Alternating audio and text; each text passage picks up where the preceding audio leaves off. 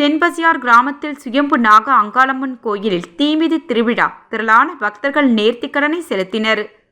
விழுப்புரம் மாவட்டம் திண்டிவனம் அடுத்த தென்பசியார் கிராமத்தில் அமைந்துள்ள சுயம்பு ஸ்ரீ நாகம்மன் கோயிலில் ஆண்டுதோறும் ஆடி மாத அமாவாசை தீமிதி திருவிழா நடைபெறும்.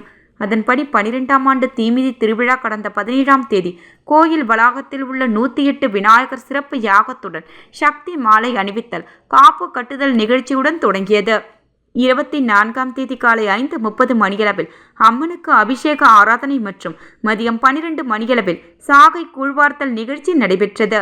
இதனையடுத்து மாலை 4 மணியளவில் கன்னிமார் கோயிலுக்கு கரக புறப்பாடு, பால் குடங்களுடன் கரக வீதி உலா, அம்மனுக்கு ஊரணி பொங்கல், அழகு குத்துதல் ஆகியவை நடைபெற்றது. பின்னர் மாலை 6 மணிக்கு தீமிதி திருவிழா வெகு விமர்சையாக நடைபெற்றது. இதில் திரளான பக்தர்கள் அழகு குத்தி கொண்டு தீமிதித்து நேர்த்திக்கடன் செலுத்தினர். இந்நிகழ்ச்சியில் முன்னாள் ஊராட்சி மன்ற தலைவர் கதிர்வேல், முன்னாள் ஒன்றிய கவுன்சிலர் கஜலட்சுமி, ராம்குமார் மற்றும் திரளான பக்தர்கள் கலந்து கொண்டு சுவாமி தரிசனம் செய்தனர்.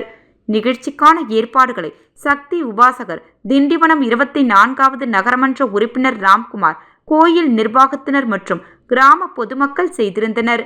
இவ்விழாவில் கலந்து கொண்ட பக்தர்களுக்கு அன்னதானம் வழங்கப்பட்டது.